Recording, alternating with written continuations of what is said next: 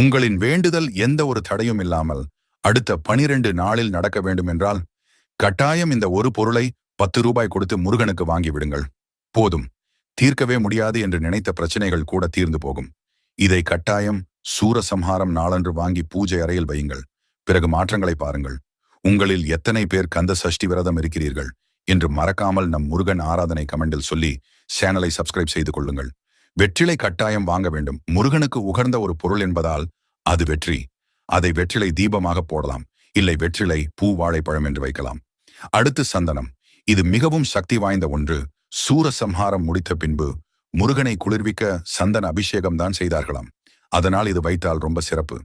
கடைசியாக சுக்கு. இந்த ஒரு சுக்கை வாங்கி பூஜை அறையில் வைத்தால் உங்கள் கடன் நீங்கும், குழந்தை பாக்கியம், பில்லி சூனியம் என்று அனைத்தும் விலகும். இதில் சொன்ன ஏதாவது ஒரு பொருளை வாங்கி பூஜை அறையில் கட்டாயம் வையுங்கள் சூரசம்ஹாரம் தினமன்.